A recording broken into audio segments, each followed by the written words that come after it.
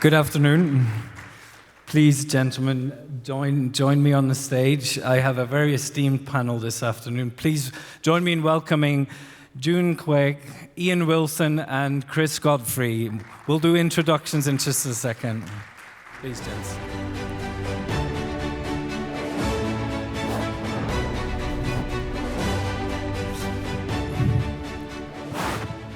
It's a great honor and pleasure. You heard my background, so I'm slightly invested into the topic, certainly of F&B.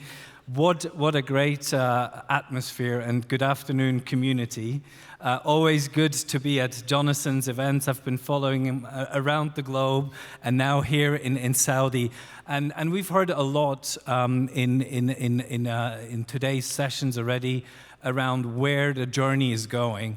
I would just want to very briefly sort of set this up before I hand over to my esteemed panel and kind of frame what we're talking about, reinventing commercial spaces. The industry has been disrupted from OTAs. It started a number of years back. So they have taken control. Later on, of course, retail, a big part we're going to be talking about, has been disrupted in their own right. We all know what has happened. In recent years, the gig economy has started to properly disrupt F&B. F&B it has changed fundamentally with cloud kitchens and so forth, how food is delivered, how food is effectively also consumed and experienced. What my point here is, they have all been disrupted by roughly the same sort of entities. Now, however, it looks like we're at the cusp, at the advent of them being disrupted in their own right. I would make the case it's about time that this industry really takes control back in some of the fundamental areas, and there is no better place as a hotel to be that place of encounter, a social interaction. This is what we own. This is where people will get a key need of social interaction still satisfied. That cannot be taken away. And this is what in a hotel setting is offered.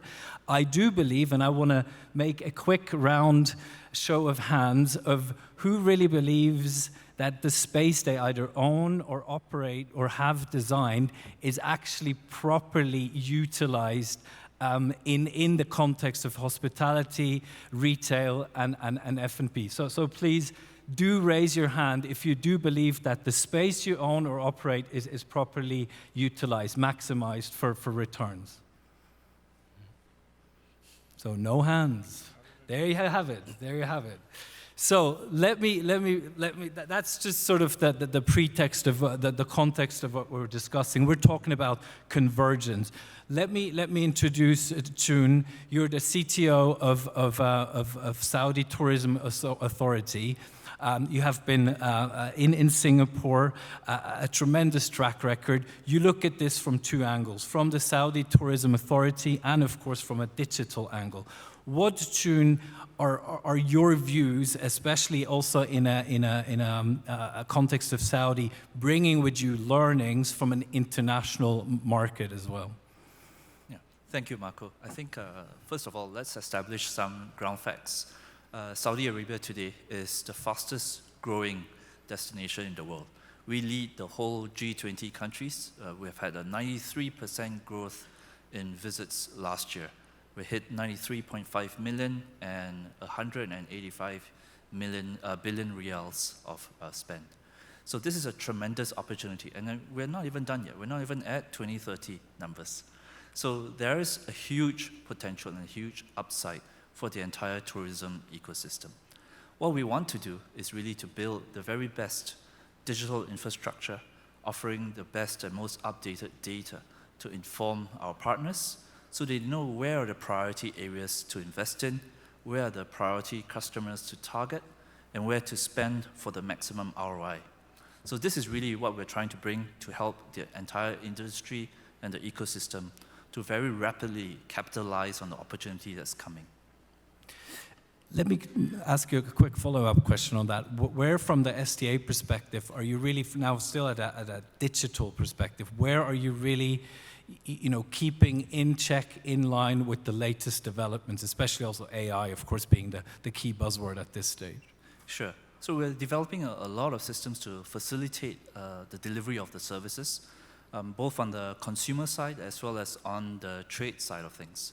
So we have a whole suite of services called the Saudi Expert, where we help people to learn about new destinations like us, new products, and so on.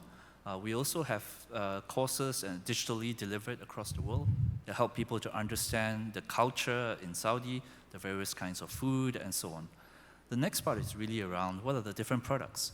As a new destination, not everybody is familiar with the different parts of Saudi and the different products that are available. So we make all these types of information available. We have a marketplace where if you build a product, it can instantly go online and be distributed across the world. So that's a very, very quick way for anyone. Even if you're just a single person with one mobile phone, you can be someone who's offering products around the world. So the other part of it is, of course, on the consumer side. So we work across with different government agencies and the trade to deliver exceptional services to the consumers.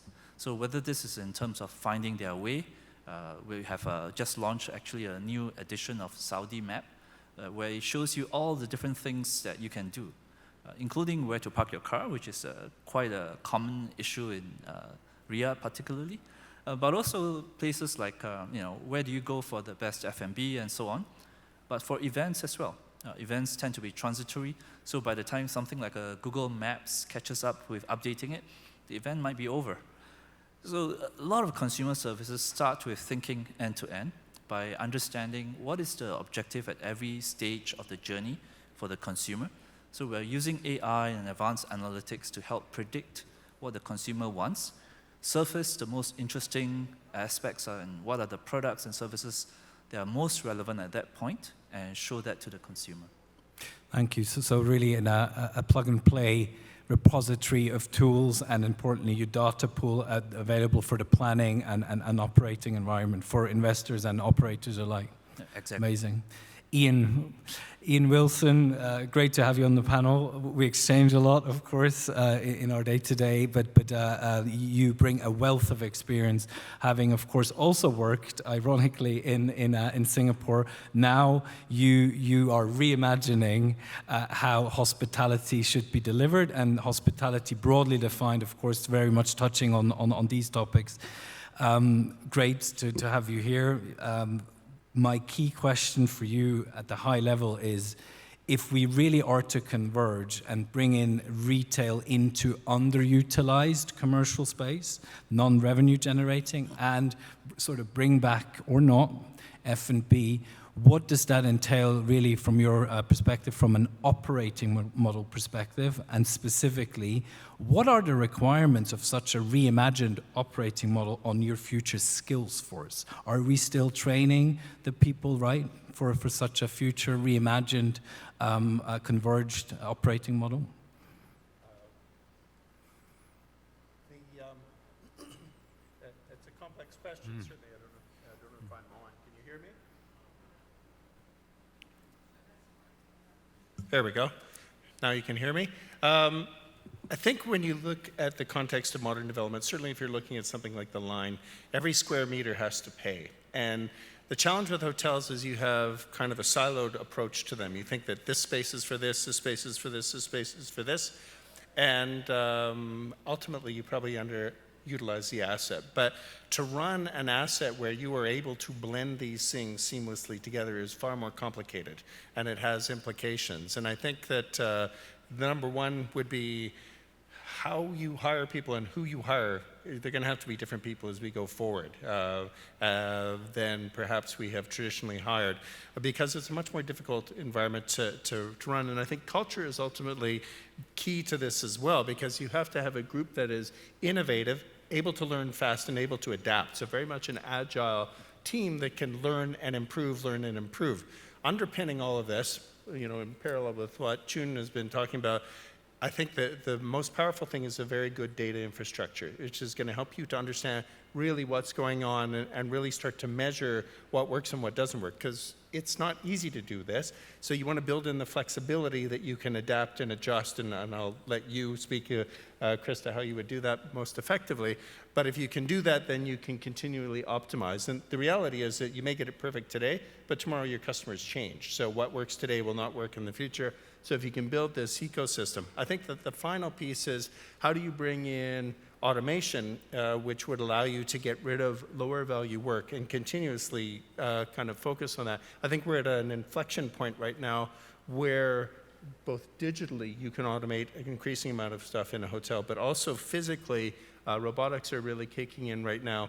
So if you can get rid of increasing amounts of low value work, and this is really a journey, I think it allows you to attract a better caliber of talent to work for your property. And I think as you do that, you build this very positive cycle where you can bring more brain trust to bear on these challenges, and then you iterate and you experiment. So in that environment, you have to be comfortable with the concept too of failing. So some stuff's not going to work, but at least if you can build that entrepreneurial spirit with your teams, you can relentlessly just kind of optimize and improve and improve and improve as you go forward. So you combine that with the well-designed spaces and the ability to continue to adapt as you go forward, and I think you really then have a very powerful model. Quick follow-up on that as well. Quality, you mentioned it right there, and you have a multi-stakeholder environment potentially in that converged retail, F&B, hospitality space. How do you ensure then quality across the board, both product and service as such? Well, I guess there's multiple different ways. Measure is the number one. So you have to build your feedback loop. So you can do traditional measurement of customer satisfaction, which everybody knows about. But I think what you have to understand is what are the proxies for satisfaction? So how many minutes would someone wait before they become upset with something? Or how long should it take for something to arrive at a table or for a plate to be cleared? And all those ideas or all those technologies are now actually available through various analytics. So it's not just saying, I got a bad score, but why did you get a bad score? And then you can start to predict, if I'm not hitting these metrics, then I know I will get a bad score. I think that is combined with your ability to, you got to silent shop yourself too. Let's be honest. You got to have people walking in the customer's shoes as you do these things, and that will help you continuously improve as well. I think a combination of those things and this kind of iterative approach. And the final thing I would say is that not all elements of a customer journey are equal. So some elements or some moments are far more impactful than others. So how do you kind of train your staff or help them understand through analytics where the biggest bang for your buck is, the 20/80 rule, and focus on those things? So we call it quadrant analysis when I've done it in the past. And if you're focusing on the areas that have the highest impact, which will change over time, then you really should have some good traction. Final comment on that, what gets you to this level is not going to get you to this level. So often your first strides are gained by just not, pardon the language, well, I'll put it in a polite term, annoying people, not messing up. But that only gets you so far. And then the next iteration is, how am I going to now start to wow people and blow them away? And that's a very different thing. But it's all really based on that experimentation and that iterative process. Amazing. Thank you. Chris, Godfrey, great to have you here. A great thinker, a designer through and through, a wealth of experience internationally. And increasing, of course, here in the kingdom. You also came in and live in Singapore quite a bit, seems to be sort of the red line here. Chris, from your vantage point, of course, the physical realm, the design, the concepts are absolutely key. What's your answer to these increased demands of really maximizing space? Is it modularity? Is it flexible buildings? Is it what is it? How do you answer to these demands? Right. Yeah, I think. Am I on? Yeah. Okay. I think it's interesting with tourism strategy and ops and design as a little panel here, and the thing that both Choon and Ian said is or talked about is end to end, and I think that for me is the key from a design perspective as well, is that we are a 360 in the process. It's not a linear approach to what it may have been historically, and certainly within the kingdom, this is the perfect opportunity for us to think holistically and to conceive strategically first and foremost. That obviously allows us to then be completely in concert and in line with strategy and ambition and future trends, etc. So I think in terms of like the actual physical manifestation, yeah, it's got to be a direct response to need and positioning and ambition. And I mean, for us as designers that try and do that, conceive holistically from master plan, architecture, interior, I think coming at the earliest possible stage in the process strategically allows us to then embed those ambitions all the way through. So I think what's interesting for me, the notion to your point of introduction of reframing the hospitality realm as the center of the community, as a destination and experience in itself. I think we can then perpetuate that, think of it as a hub, think of it as a flexible space, as a space that can be not just changed physically, but programmatically and adapted and used in different ways. And I think then obviously how we do that, if we are informed and in step, is more natural. We're looking in the kingdom at modern methods of construction. That's something I've had good experience of in Europe before as well. And that allows not just, flexibility and adaptability, prefabrication on a more technical level. And follow up here as well. And what about retail? How are you, and tying that back to digital, how are you bringing in these kind of settings we have here where we could effectively introduce either through a digital or even in these places of encounter, retail much more integrated? Yeah, so obviously the in-room digital, the personalized digital for retail experiences is developing apace at the minute. And I think from a design perspective, as someone who obviously wants to fully embrace technology, but also marry that with the physical space, I came across a word in recent weeks, is it phygital? Physical, digital, and as we all do post-COVID, also want to engage physically as well.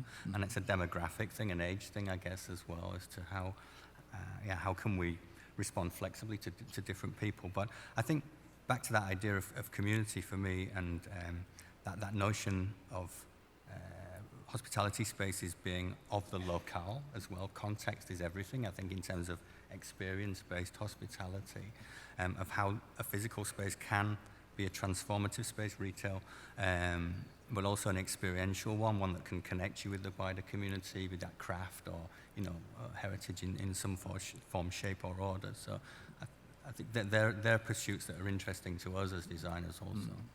Ian, on the line, you and your colleagues, how do you think about and plan to incorporate that next version of retail into your hotels or generally? Well, to be frank, I can't talk too much about what we're really going to do on the line. But if I was thinking conceptually, I think it's a no-brainer. You have rooms are a place that hotels have the honor of having a guest for a prolonged period of time. So I see tremendous opportunities to collaborate with others to be able to introduce the right retail offering to them. I think if you look at really where hospitality should go, it's really the model of inviting someone into your own home, right? And so you're going to make relevant and timely and helpful suggestions of things that people might want to buy or may not want to buy, but in a dynamic environment of where we're heading towards in the future, like you're alluding to in a room, I may be able to show you what you look and so I may be able to show you, your favorite store has got these things in, here's how it would look on you, and these other things. And if you look at, some of the identity pieces that are being built right now, your ability to carry all of your information with you, but share selectively what you want at the right time, you could then share all sorts of information if you had that interface that was compelling for you, thus really moving the location of retail by largely into perhaps your hotel room or your own house, depending on what was going on. There's nothing like seeing a bed in somewhere like the line, I could have it delivered to you in minutes, right? Indeed. So you could try it on. If you don't like it, I'll take it back. So it really does open up some really interesting opportunities about things we might pursue in the future. So really the topic of themed immersive experiences, Choon, at the STA level, are you thinking about, and potentially even, of course, no disclosure here, but creating products, travel products that are literally themed across, and maybe even with local brands, right? Yeah, so Marco, maybe let me be the agent provocateur in this very esteemed audience, right? So if you think about what has changed since COVID, right? We have as Chris mentioned, this new advancement of phygital, as we call it, right? The expectations of even how we shop is very, very different. You have Amazon same-day delivery. In China, you can get stuff like groceries in 30 minutes. So if you think about when we travel now, the expectations are very, very different. So at STA, we're also thinking about what that future could be. So let's take a simple example, right? Not to put any brand on tail, but as an example, what could a Nike hotel look like, right? So if you're really into sports and wellness and fitness, maybe the entire menu for all the breakfast and so on is specially catered. They tell you exactly, you can customize it according to what kind of exercise regime you're on. If you're a little bit more into yoga, maybe it's one kind of calorie intake and different components. But if you're really into weightlifting, it could be a completely different diet, right? During the day, why are you showing me the same, rolling hotel video on the in-room TV? It could be different types of exercises and so on, kind of like what Apple Fitness Plus does on Apple TV. And it could be completely different, right? And you meet like-minded people. So I think the way people want to travel nowadays is you want to not just experience a destination, but it's also who you meet at the destination. Now, it could be fellow travelers like yourselves, and it could also be the people there. So I think we want to create this kind of a mesh between retail, F&B, between hospitality and retail, and combining all of them to really change the way travel is experienced. Maybe to kind of push the concept a little bit further, right? Does a hotel really need to be in a standalone? I know today we are already building hotels as part of larger commercial buildings. But really, do all the rooms have to be situated next to each other? Maybe let's take an example, right? If you take some of the rooms and split them up, so the section that's for family could be near a part of the mall that's catered to where the playgrounds are, where the toy shops are, and so on. But the part that's for couples and maybe the higher, the suites and so on, the higher segment, the premium rooms, could be where all the premium products are, where you have the Gucci's, the Cartiers, and so on. Right? So why do we have to continue with this model where a hotel has a fixed number of rooms and they're all within one part of the mall, and then if you need to shop anything, you have to walk somewhere? Maybe we don't even need F&B in hotels, and you can just order and have it delivered from a 5-star Michelin restaurant that's in the mall somewhere. So pretty radical ideas flying around, right? But Chris, you also being a thinker, really trying to push the boundaries. Where does then the pushback really come with your clients? Where are you not able to have that freebie and actually roll out these ideas? What was the sort of the challenges of it? Yeah, I mean, obviously each and every project is unique, and the challenges, the client requirements are unique. But obviously it's our obligation to try and find that line of best fit, ultimately to challenge ourselves, to challenge our clients, to challenge the status quo always, to push the envelope, but with consideration to all the other myriad factors that are at play at any given time. Well, of course, because here in the kingdom we have in many projects the great honor and also responsibility to work off a clean slate, right? So Ian, you in the NEOM ecosystem, where do you see the challenges already in the planning, that all these radical ideas actually won't really come through? Where are you looking for more support in really properly reimagining commercial spaces? Outside hospitality, I would say, to begin with. I think you can draw inspiration from nature, you can draw inspiration from other industries. Many of the challenges that we face, if you look, there's similar examples in other spaces. And I personally draw a lot more inspiration from outside the industry than I do Where? from within. Where are you looking to? I would look at other industries to begin with. I would look at, certainly for anything to do with technology, I'd be looking at e-commerce. I would look even at military. I would look Automotive, the robotics at automotive, part? absolutely. I know I you're think very they've done passionate about that. a phenomenal job in terms of how they craft an experience for a customer and how deeply thought through these things are. So really, it's a variety of things. But I think it's dangerous just to say, well, that guy's doing something pretty cool over there, and I'm just going to kind of go and copy that. I think you don't really end up with anything that's transformational if you do that. Absolutely. Choon, where do you look to for inspiration to really push the boundaries here, right? So I think other than some of the areas that Ian already mentioned, we also look into more advanced countries like Korea, Singapore, China, US, where they're advancing in very different ways of experiencing digital and physical in very different ways.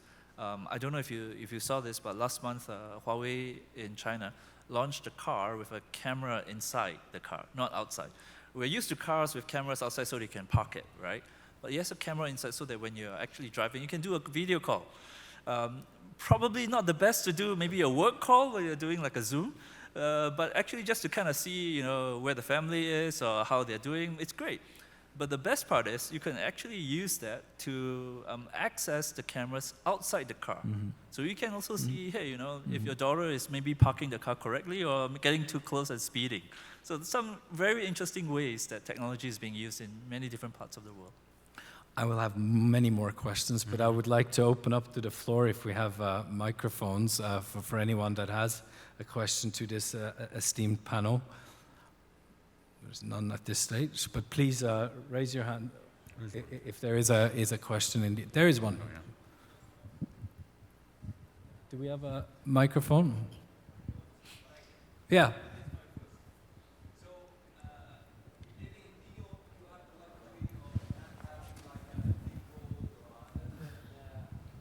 I would say thank you very much. So this is Abdurrahman Al-Bassam from Own Enterprises.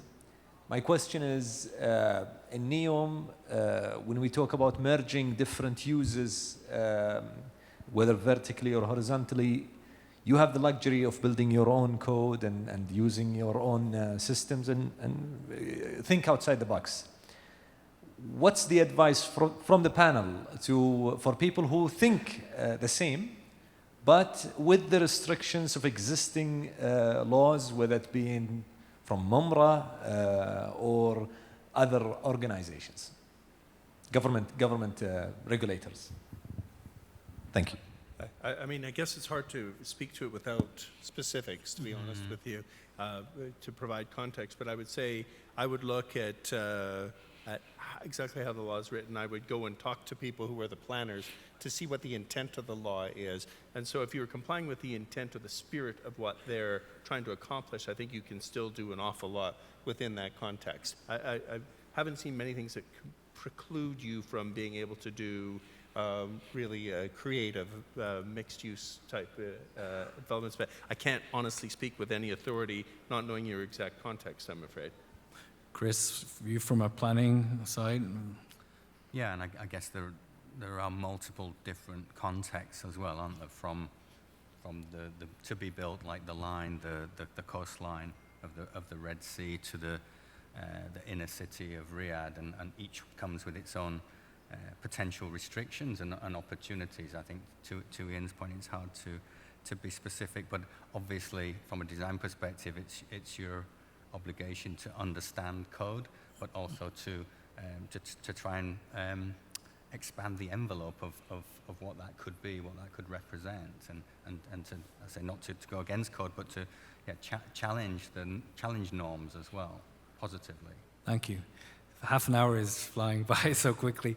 Last sort of silver bullet. What's your key message to in this? What should investors and operators take away?